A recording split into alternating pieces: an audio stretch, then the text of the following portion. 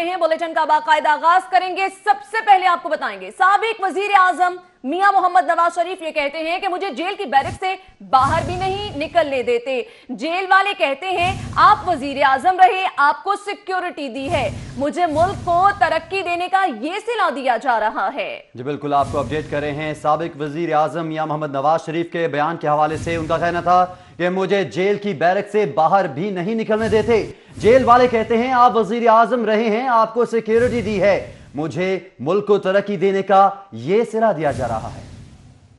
साबिक वजीर आजम मियां मोहम्मद नवाज शरीफ की जानिब से इन ख्यालात का इजहार किया गया। उनका यह कहना था कि मुझे जेल की बैरक से बाहर नहीं निकलने दिया जाता। जेल वाले ये कहते हैं कि आप वजीर आजम रहे हैं, आपको सिक्योरिटी दी जा रही है, मुझे मुल्क को तरक्की देने का यह सलाह दिया जा रहा है। मुल्क को कहां छोड़ा था, अब मैशत का बुरा हाल हो चुका है। साबिक वजीर आजम नवाज शरीफ की जेल में लीगी रहनुमाओं से मुलाकात हुई और इस मुलाकात में इन ख्यालात का इजहार किया गया। आपको बताते चले साबिक वजीर आजम मियां मोहम्मद नवाज शरीफ से आज मुलाकात का दिन था और मुख्तलिफ लीगी रहनुमा वहां पर मुलाकात के लिए पहुंचे। मरियम नवाज भी उनसे मुलाकात के लिए गई और इस मौके पर साबिक वजीर आजम मियां मोहम्मद नवाज शरीफ की जानिब से इन ख्यालात का इजहार किया गया। उधर कोट लखपत जेल से अभी बाहर आई हूं। मरियम नवाज की जानिब से यह कहा गया अल्हम्दुलिल्लाह नवाज शरीफ ठीक हैं, उनका जज्बा बुलंद है। मुलाकात के बाद मरियम नवाज की जानिब से इन ख्यालात का इजहार किया गया। तमाम दुआओं में याद रखने वालों के शुक्रगुजार हूं।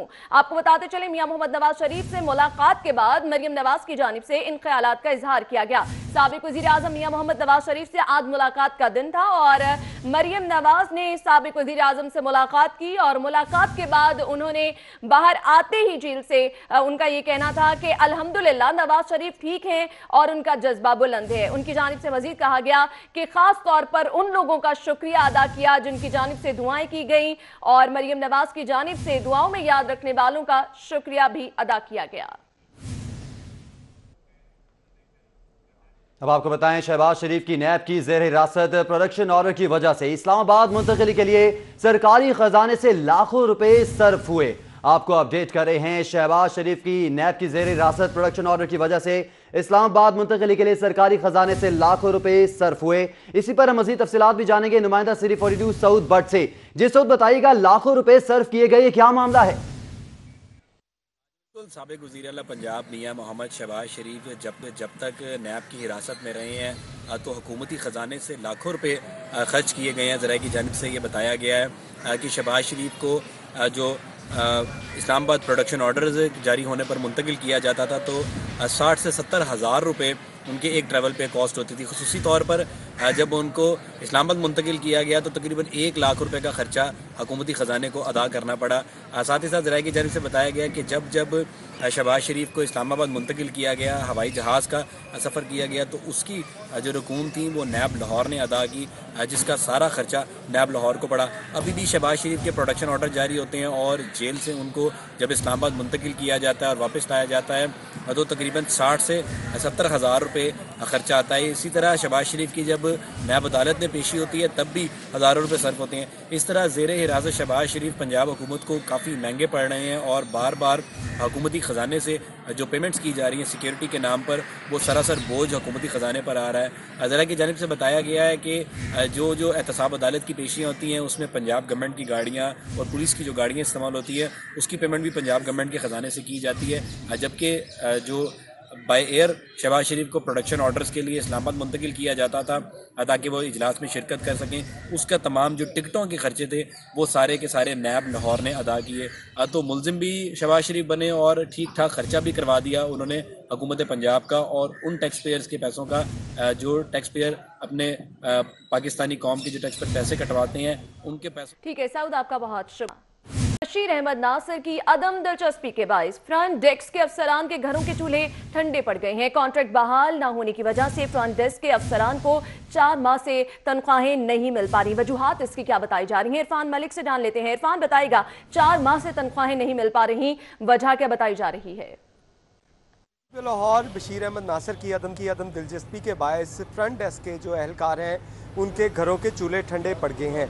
उसकी वजह आपको बताएं कि फ्रंट डेस्क के एहलकारों के गुज़िश्ता 4 माह से कॉन्ट्रैक्ट जो है वो रीन्यू नहीं किया जा सका, जिसकी वजह से उनकी तनख्वाहें जो हैं वो उनको नहीं मिल रही हैं और 4 माह से तनख्वाहें ना मिलने से एहलकार जो है और अफसरान बददिली का शिकार होते जा रहे हैं। इसमें आपको बताएं कि सालाना कॉन्ट्रैक्ट जो है वो तमाम जो एडमिन अफसरान हैं, जो फ्रंट डेस्क के एहलकार हैं, उनके सालाना जो कॉन्ट्रैक्ट किया जाता है इसको रिन्यू किया जाना है और ये CCP लाहौर की अदद दिलचस्पी के बायस इसको अब तक जो है वो रिन्यू नहीं किया जा सका। जबकि लाहौर पुलिस से इस हवाले से जब बात की गई तो उनका कहना है कि एक मरासला लिखा गया है जो CPO लाहौर को CPO में भिजवाया गया है लाहौर पुलिस की जानिब से और आइंदा चंद रोज़ में ये कॉन्ट्रैक्ट बहाल करके इनकी एहलकारों की सैलरी जो है वो इनको फराहम की जाएगी। लेकिन इस हवाले से जब फ्रंट डेस्क के एहलकारों से और अफसरान से बात की गई तो उनका कहना था कि गुज़िश्ता 4 माह से उनको सैलरी नहीं मिली और यकम जो जनवरी को सैलरी मिलनी थी वो भी अब नहीं आई और अब अगर कॉन्ट्रैक्ट दोबारा बहाल होगा तो इसकी सैलरी जो है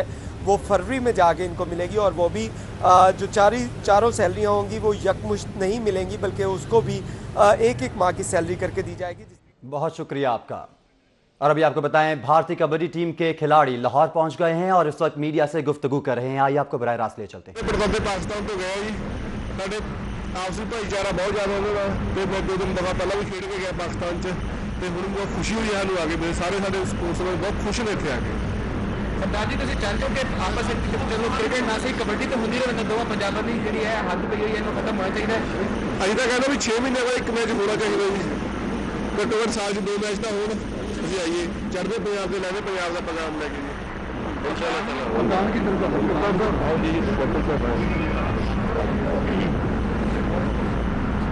जी कप्तान जी कैसी तैयारी है जितना की सोच नाम प्रताप सिंह मीडिया टीम का साड़ी जी टीम है, सारे यंग प्लेयर है जी। कोच साहब ने बड़ी बढ़िया मेहनत करा के टीम तैयार की है जी।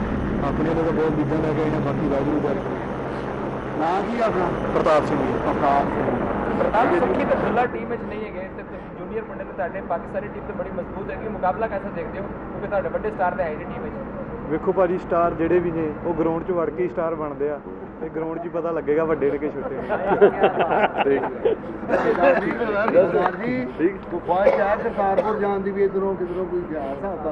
ਖੁਆਇਸ਼ ਤੇ ਹੈ ਭਾਜੀ, ਆਪਣਾ ਪਿਛੋਕੜ ਵੀ ਪਿਛਲਾ ਇੱਥੋਂ ਦਾ ਹੀ ਹੈ ਜੀ। ਆਪਣਾ ਗੁੱਜਰਾਂ ਵਾਲੇ ਜ਼ਿਲ੍ਹੇ ਦੇ ਵਿੱਚ ਠੱਕਰਗਾ ਪਿੰਡ ਸੀਗਾ ਜੀ, ਵੜੈਚ ਗੋਤ ਆਈ ਸਾਡੀ ਤੇ ਖੁਆਇਸ਼ਾਂ ਬੜੀਆਂ ਨੇ ਜੀ ਵੀ ਬਾਬੇ ਨਾਨਕ ਦਾ ਘਰ ਵੇਖ ਕੇ ਜਾਵਾਂਗੇ ਜੀ। ਇੱਥੇ ਚਾਹੁੰਦੇ ਆ ਜੀ ਦੋਵਾਂ ਮੁਲਕਾਂ 'ਚ ਅਮਨ ਸ਼ਾਂਤੀ ਬਣੇ ਤੇ ਰਾਹ ਖੁੱਲ੍ਹ ਜਾਣ।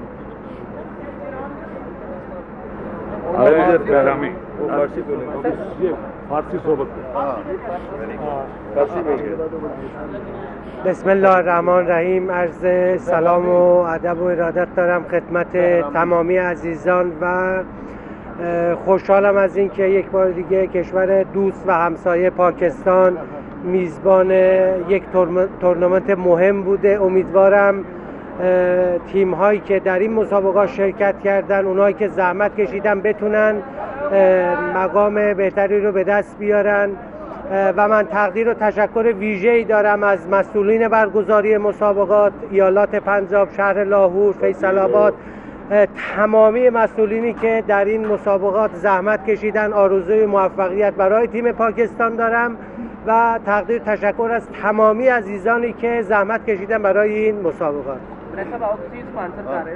ਤੁਸੀਂ ਉਹਨਾਂ ਦਾ ਤਰਜਮਾ ਕਰੋ ਨਾ। ਆਓ ਜੀ ਕੋਈ ਨਹੀਂ ਤਰਜਮਾ फेडरेशन नाज़िर आप मुलाहिजा करें, भारतीय कबड्डी टीम के खिलाड़ी लाहौर पहुंचे हैं और इस मौके पर खिलाड़ियों की जानिब से और दीगर ऑफिशियल्स की जानिब से ख्यालात का इजहार किया जा रहा है। आगे बढ़ेंगे, आपको बताएंगे मेजर रिटायर्ड जेफरी डगलस लिंगलैंड की आखिरी रसूमात 7 जनवरी को होंगी। आखिरी रसूमात एचिसन कॉलेज की पुरानी इमारत में सब 11 बजे होंगी। आपको बताते चलें, सब 11 बजे आखिरी रसूमात का इनेकाद किया जाएगा और 7 जनवरी को आखिरी रसूमात होंगी। एचिसन कॉलेज की पुरानी इमारत में सुबह 11 बजे आखिरी रसूमात का इनेकाद किया जाएगा।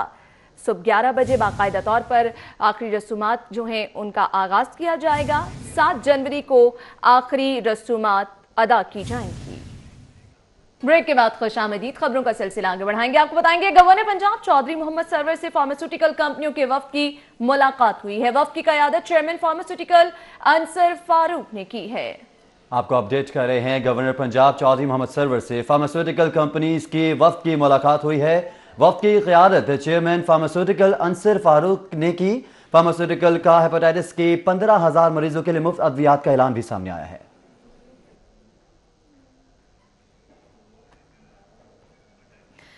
आगे बढ़ेंगे, आपको बताएंगे सूबाई वजीर हाउसिंग मियां महमूद रशीद का वासा हेड ऑफिस का दौरा। एमडी वासा सैयद जाहिद अजीज ने मियां महमूद रशीद को ब्रीफिंग दी। Waste water treatment plant service system पर ब्रीफिंग दी गई है। डीएमडी ऑपरेशन असलम खान ने वासा की कारकर्दगी पर ब्रीफिंग दी है। एमडी वासा ने सूबाई वजीर को वासा की तारीख पर मुश्तमिल किताब भी पेश की है। सूबाई वजीर हाउसिंग मियां महमूद रशीद ने वासा हेड ऑफिस का दौरा किया और इस मौके पर एमडी वासा सैयद जाहिद अजीज ने मियां महमूद रशीद को ब्रीफिंग दी। अब आपको बताएं, गुलबर्ग में सूबाई वजीर तालीम मुराद रास की प्राइवेट स्कूल मालिकान से मीटिंग हुई। मीटिंग में Punjab text book board and curriculum authority के ऑफिस में हुई। मनशियात की रोकथाम के लिए तलबा के ब्लड टेस्ट कराने का फैसला भी सामने आया। स्कूलों के इर्द गिर्द 100 मीटर में सिगरेट की फरोख्त पर पाबंदी होगी। इसके अलावा आपको ये भी बताते चलें कि प्राइवेट स्कूल मालिकान 100 मीटर की हदूद में सिगरेट की फरोख्त निशानदही करेंगे। डीसी लाहौर 100 मीटर की हदूद में सिगरेट की दुकानें बंद कराने में ताउन करेगी।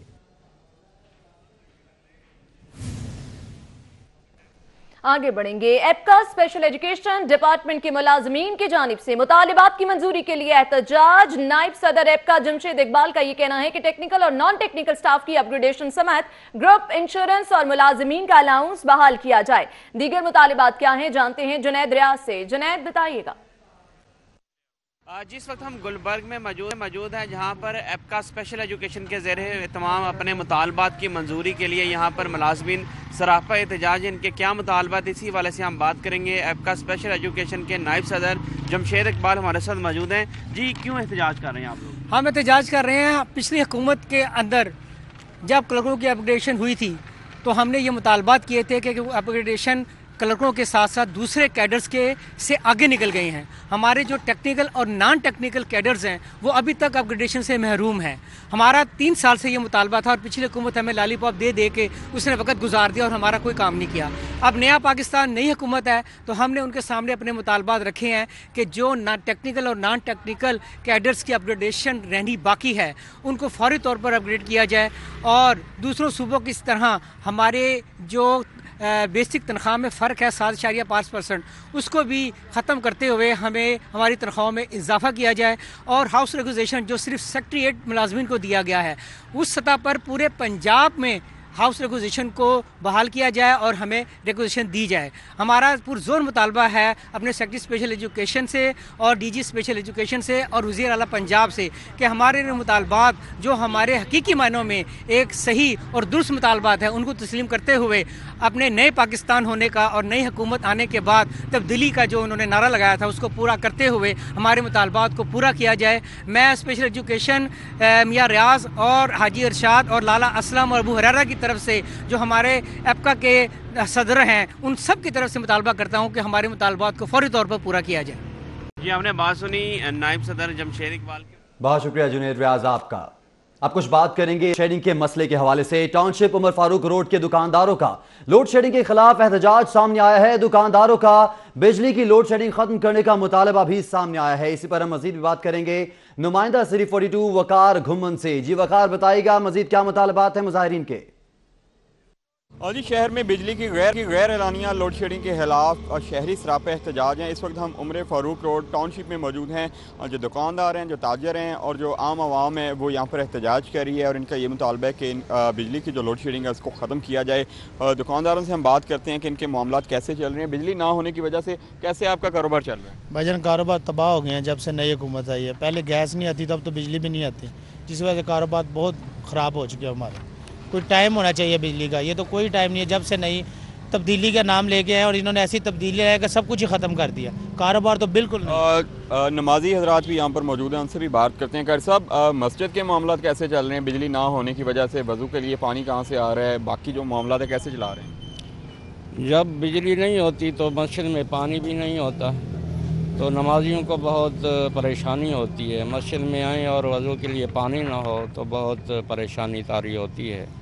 तो लिहाजा ये टाइम टेबल होना चाहिए कोई सही, आप बताएं कितने घंटे इस इलाका में लाइट बंद रहती है? देखिए, सबसे पहले तो मैं ये कहूँगा तब्दीली लोगों के गले में पड़ गई है और उसकी वजह से तकरीबन 8-8 घंटे लाइट बंद है। कभी दरख्तों के बहाना बना दिया जाए कि कटिंग हो रही है, कभी मेंटेनेंस का काम हो रहा है और रोज़ाना ही ये एक ऐसा काम बन गया कि गैर एलानिया लोड शेडिंग ने लोगों का कारोबार तबाह कर दिया है। और हमारे इस इलाके के अंदर गैस भी नहीं आ रही और जहाँ गैस आ रही है वहाँ पे आप देख लें कि वहाँ भी लोड शेडिंग है। और यहाँ पे हमारी जो बिजली का मसला है जिससे छोटे छोटे दुकानदारों का रोज़गार बिल्कुल तंग होता जा रहा है, जो महंगाई है वो बढ़ती जा रही है और इससे हमें इतना नुकसान हो रहा है कि इस इलाके के जो लोग वकील हैं वो सरापा एहतजाज हैं और वो ये कह रहे हैं कि हमारे हकूक़ पे डाका ना डाला जाए। बिल्कुल, लोगों का ये कहना है कि इनके मसाइल कम किए जाएँ, जो बिजली की लोड शेडिंग हो रही है इसको ख़त्म। लोड शेडिंग अब ताजिरों को किन मुश्किलात का सामना वकार बता रहे थे। वकार, आपका बहुत शुक्रिया। कुछ दीगर खबरें शामिल कर लेते हैं। सिंध असम्बली के 5 रुकनी खातीन वफ्द ने पंजाब असम्बली का दौरा किया। रुकन सिंध असम्बली नुसरत सहर अब्बासी कहती हैं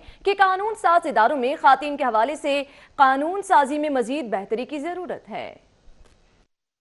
सिंध असम्बली के 5 रुकनी वफ्द की क़यादत नुसरत सहर अब्बासी ने की। वफ्द में peoples party, MQM, Tehreek Insaf और मुस्लिम लीग फंक्शनल के अरकान शामिल थी। खवातीन वफ्द को पंजाब असम्बली के ऐवान का दौरा करवाया गया। ऐवान के अंदर अरकान असम्बली की सीटिंग पोजीशन से आगाह किया गया। खवातीन वफ्द को पंजाब असम्बली में होने वाली कानून साजी और असम्बली प्रोसीजर पर ब्रीफिंग दी गई। वफ्द की सरबराह नुसरत सहर अब्बासी ने गुफ्तगू करते हुए कहा कि पंजाब असम्बली में आना एक एहसास की बात है। पंजाब असम्बली आकर उन्हें हमेशा खुशी महसूस हुई है। उन्होंने कहा कि पंजाब एक बड़ा सूबा है और पंजाब असम्बली बड़े भाई की तरह है। कानून साज इदारों में खवातीन के हवाले से कानून साजी में मजीद बेहतरी की जरूरत है। फिर आपको खुशामदीद कहते हैं। अब आपको बताएं, लाहौर हाई कोर्ट का शेख ज़ैद अस्पताल के हवाले से बड़ा फैसला सामने आया है।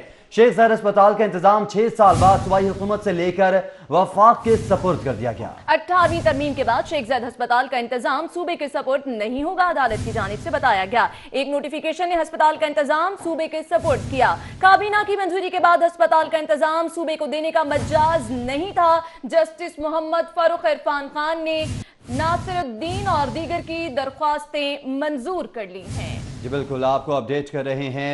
लाहौर हाई कोर्ट का शेख ज़ैद अस्पताल के हवाले से बड़ा फैसला सामने आया है। शेख ज़ैद अस्पताल का इंतजाम 6 साल बाद सूबाई हुकूमत से लेकर वफाक के सपुर्द कर दिया गया। आपको ये भी बताते चलें कि 18वीं तरमीम के बाद शेख ज़ैद अस्पताल का इंतजाम सूबे के सपुर्द नहीं होगा।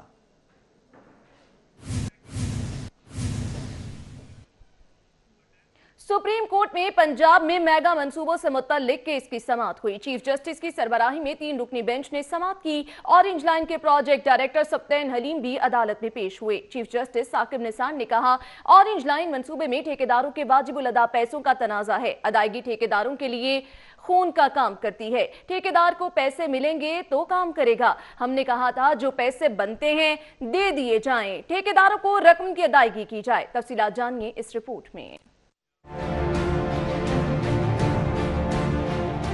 सुप्रीम कोर्ट में ऑरेंज लाइन मेट्रो ट्रेन से मुतल्लिक केस की समाअत हुई। LDA और तामीराती कंपनी के वकला अदालत में पेश हुए। चीफ जस्टिस साकिब निसार ने रिमार्क्स दिए कि मंसूबे को अदालत खुद सुपरवाइज कर रही है। नाकिस काम हुआ तो सजा भी अदालत ही देगी।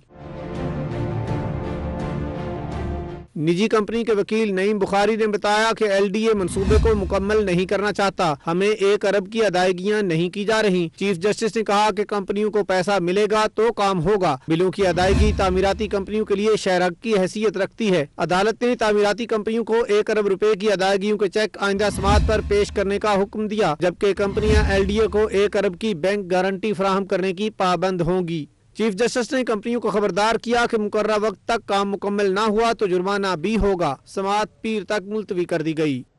दीगर खबरों में आपको बताएं, assistant commissioner Model Town Mazhar Ali Sarwar की क़यादत में चंदराय रोड पर तजावुज़ात के खिलाफ ऑपरेशन जारी है। ऑपरेशन के दौरान गैर कानूनी तौर पर कायम थड़े, शेड्स और दीगर तजावुज़ात मसमार की जा रही हैं। आपको अपडेट कर रहे हैं, assistant commissioner Model Town Mazhar Ali Sarwar की क़यादत में चंदराय रोड पर तजावुज़ात के खिलाफ ऑपरेशन जारी है। इसी पर हम मजीद भी जानेंगे हमारे नुमाइंदे ताहिर जमील खान से। जी ताहिर, बताइएगा।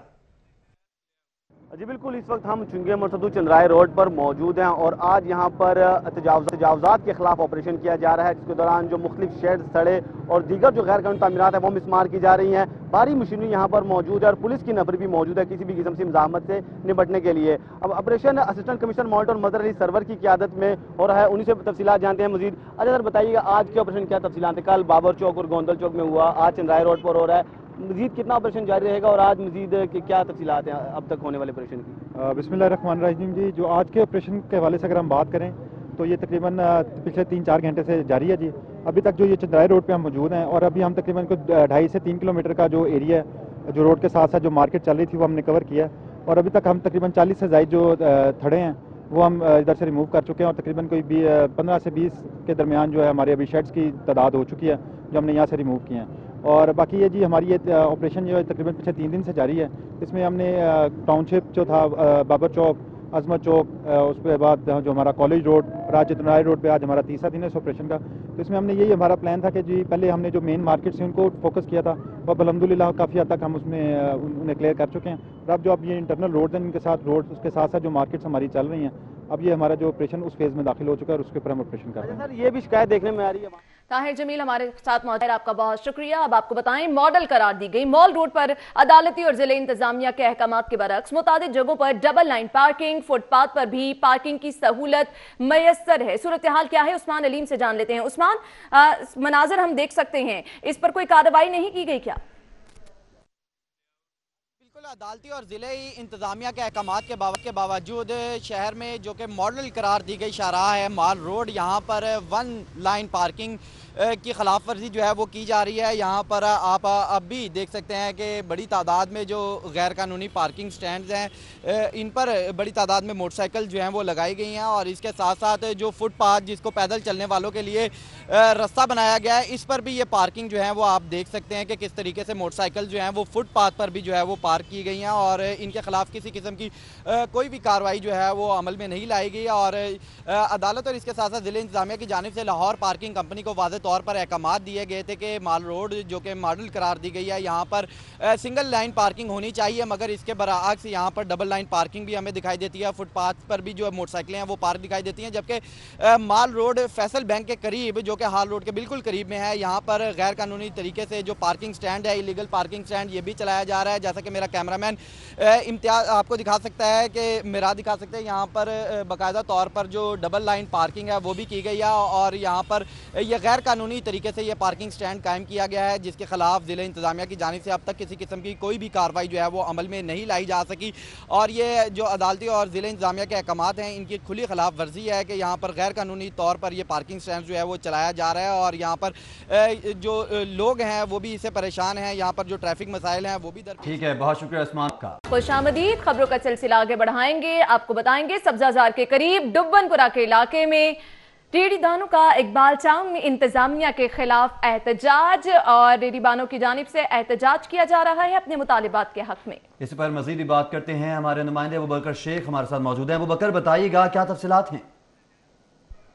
जी, सब्जाजार के करीब ये इलाका डुब्बनपुरा है जहाँ पे रेहड़ी दान की जानिब से जो मुतलका इकबाल टाउन जो इंतजामिया है उनके खिलाफ एहतजाजी मुजाहरा किया जा रहा है। अपने मुतालबात के हक में ये सरापा एहतजाज है। इनका ये कहना है कि आए रोज़ इनको जो सड़क किनारे पे जो रेडी लगा के अपना जो एक रोज़गार कमाते हैं वो नहीं करने दिया जाता। इनका ये मुतालबा है कि इनको कोई एक अल्टरनेट कोई मुतबादिल रास्ता दिया जाए, एक मुतबादिल जगह दी जाए जहाँ पे ये अपनी रेडियाँ लगा सके और अपना रोज़गार कमा सके। इनसे गुफ्तगू करेंगे। बताइएगा जनाब किन मुश्किलात का सामना है, आपकी कोई मुतालबा किया गया है, कोई मुतबादिल जगह दी जाए जहाँ पे आप लोग अपनी रेडियाँ लगा कर और ये अपना रोज़गार कमा सकें? ਅਸੀਂ ਜੀ ਗਰੀਬ ਬੰਦੇ ਆ, ਅਸੀਂ ਮਿਹਨਤ ਰੇੜੀਆਂ ਲਾਣੇ ਆ, ਸਾਡੇ ਨਾਲ ਇਹ ਕੀਤਾ ਜਾਵੇ, ਸਾਡੇ ਨਾਲ ਜ਼ੁਲਮ ਹੁੰਦਾ। ਰੋਜ਼ ਰੇੜੀਆਂ ਸਾਡੀਆਂ ਚਾਲ ਜਾਂਦੇ ਨੇ, ਫਲ ਸਾਡਾ ਬਾਹਰ ਸੁੱਟ ਜਾਂਦੇ ਨੇ, ਕਦੀ ਕਿਧਰੇ ਸੁੱਟ ਜਾਂਦੇ ਨੇ, ਪੈਸੇ ਸਾਡੇ ਕੋਲ ਲੈਂਦੇ ਨੇ। ਜਦੋਂ ਚਾਹੀਦਾ 1000 ਰੁਪਏ ਸਾਡੇ ਤੇ ਜੁਰਮਾਨਾ ਕੀਤਾ ਇਹਨਾਂ।